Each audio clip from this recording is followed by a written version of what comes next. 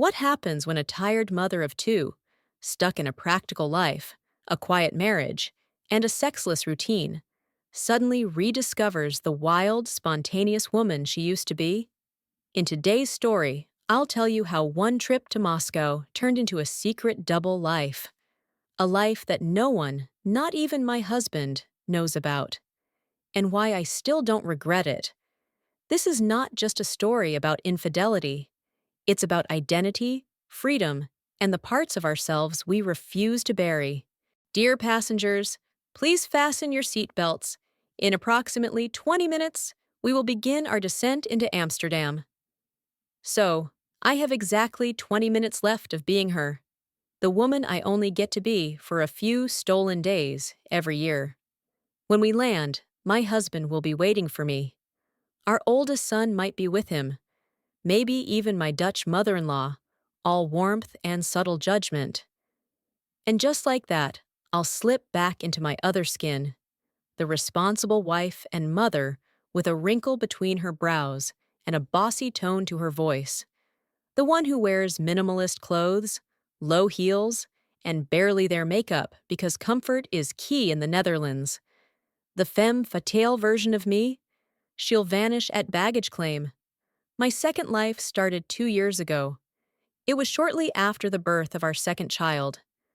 I flew to Moscow alone, just to visit my parents and breathe for a bit.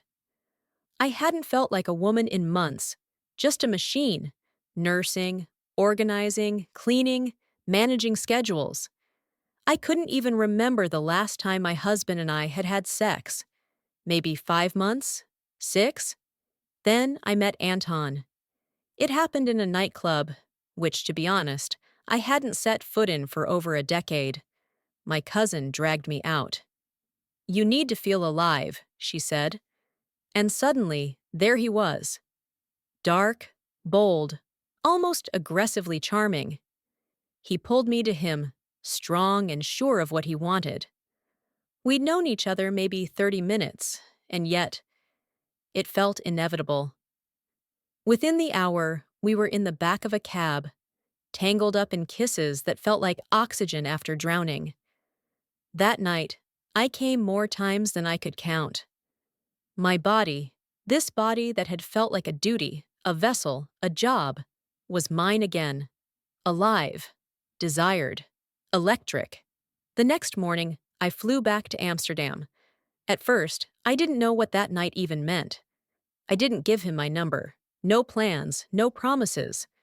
But a week later, I got a message on Odnoklassniki, the old Russian social network I forgot even existed. It was Anton. 3 months later, I found a reason to go back to Moscow. We met again.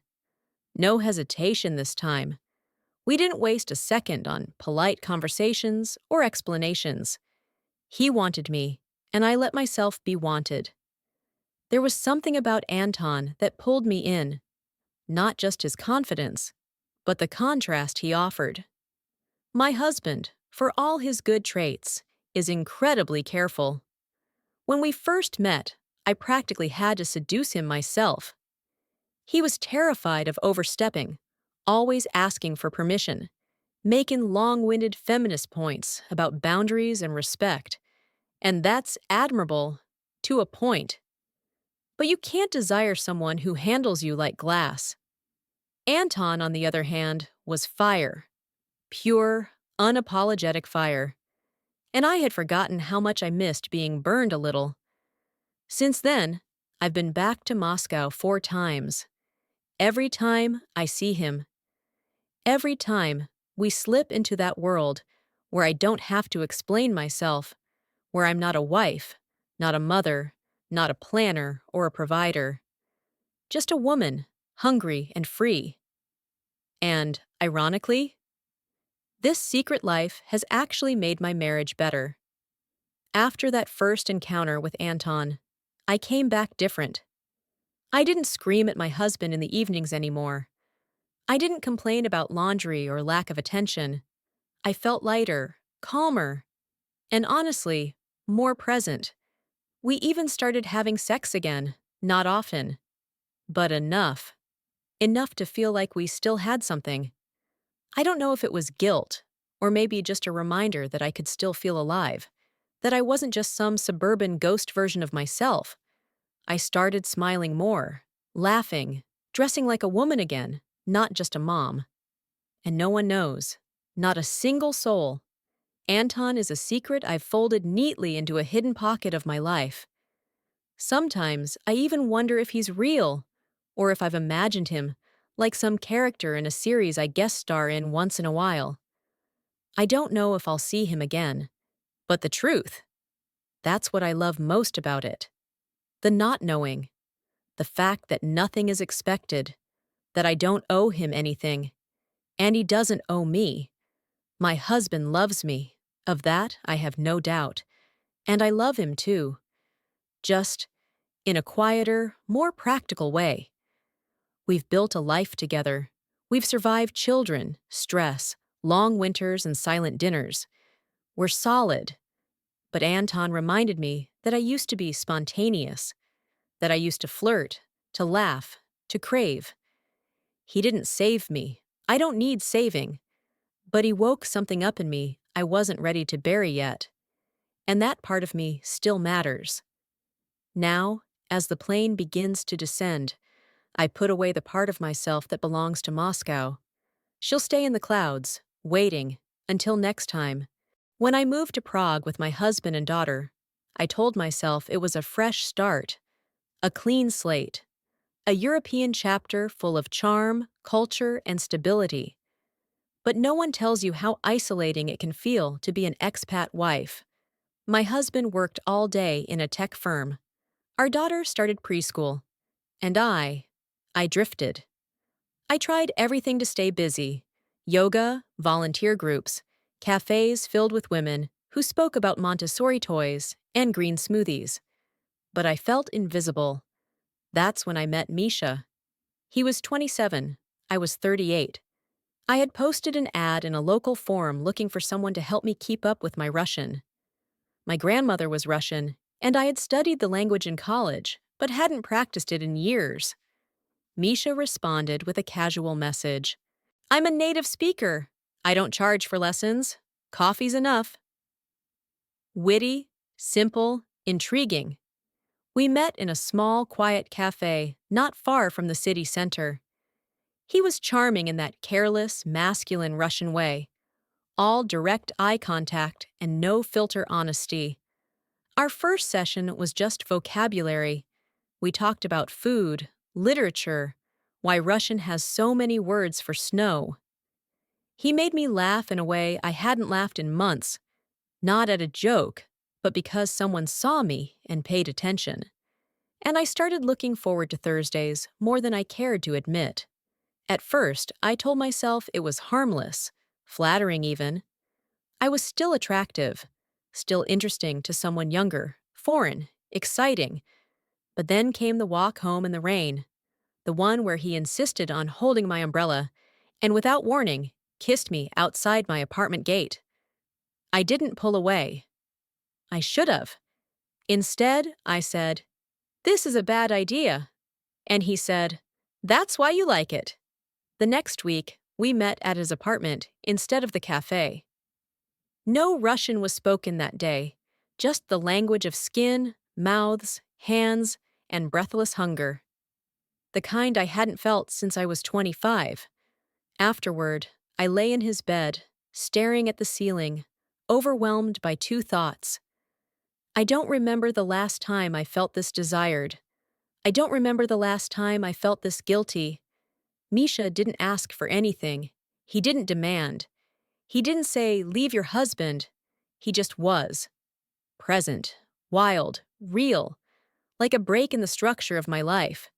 We continued seeing each other for 2 more months. Once a week, sometimes twice. Always hidden. Always in shadows. And during that time, I became a better actress than I ever thought I could be. I smiled more at my husband. I played games with our daughter on the floor. I cooked. I cleaned. I kissed my husband goodnight. But there was a moment, just one, that made me stop. It was when Misha texted me one night and said, You only come to life when you're lying to someone. Do you like who you are with me? Or do you just hate who you are at home? I stared at that message for a long time, because deep down, I knew the answer. I wasn't in love with Misha. I was in love with who I became when I was with him. Alive, spontaneous, desirable, free. But I also knew that woman wasn't real. She couldn't live full time, not without burning everything else down. So I ended it. No drama, no goodbye dinner, just a short message. Thank you, but I can't keep living like two people. He didn't reply, and I didn't expect him to. It's been over a year now.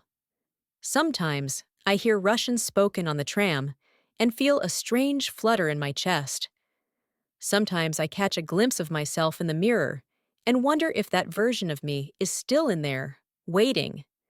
But I also know I chose my family, my daughter, my marriage. And even if it was built on a lie for a while, I'm trying, slowly, to rebuild it with truth. I didn't expect anything to happen. Honestly, I was just tired. Tired of deadlines, tired of routines, tired of being a dependable wife who always had dinner planned and bills paid. So when my company asked me to attend a conference in Vienna, I said yes without hesitation. 3 days away, alone, just me and my notebook and overpriced hotel breakfasts. On the second evening, after sitting through a long panel discussion, I went to the hotel bar, half out of boredom, half out of habit. That's where I met him. His name was Sergei. He was sitting alone, reading something in Russian, a book with no cover. When the bartender poured my wine, he glanced up and said something to me in English. Dry humor, not flirtation. His voice was low, calm, steady, the kind that made you feel like someone was actually listening when they spoke. We started talking. He was in Vienna for his own work, something in architecture. He was staying just one night before heading back to Moscow. There was no pickup line, no obvious chemistry, just conversation. Slow, curious, honest. We talked about cities, about silence, about the way people stop looking at each other once they get comfortable. I told him I was married. He nodded, not surprised. He said, "Sometimes the loneliest people are the ones in relationships." That stayed with me. We walked outside. It was cold. The streets were wet with light rain, and he offered me a scarf. Nothing happened that night. We said goodbye at the hotel elevator. He didn't ask for my number, but the next day I saw him again, purely by chance, at a cafe near the museum district. He was eating alone, and when our eyes met, it felt almost staged, like the universe had left a bookmark between us. He stood, smiled, and said, "Join me." I did. We spent the rest of the day together. We didn't touch.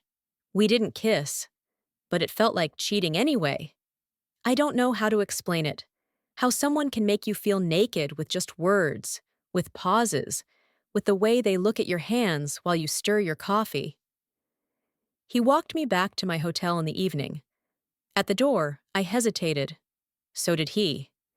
Then he said something I'll never forget. "If you come upstairs, I won't ask questions, but I will remember." And I went. Not out of lust, not even out of rebellion, but because I needed to feel like someone saw me, really saw me, as more than a mom, a manager, a background figure in someone else's story. We didn't rush. It wasn't wild or passionate. It was quiet, almost reverent. I cried afterward. I didn't expect to. I think he did too, though he turned his face away. We didn't exchange contact details. There was nothing to follow up on. No fantasy of running away. Just a moment that existed completely on its own, like a secret museum room no one else would ever find. I went home the next morning. To my husband. To my house. To my life. And everything looked the same, but felt different. Not worse. Not better. just deeper, like I had discovered a hidden part of myself I'd almost forgotten, one I may never act on again, but one that quietly still breathes.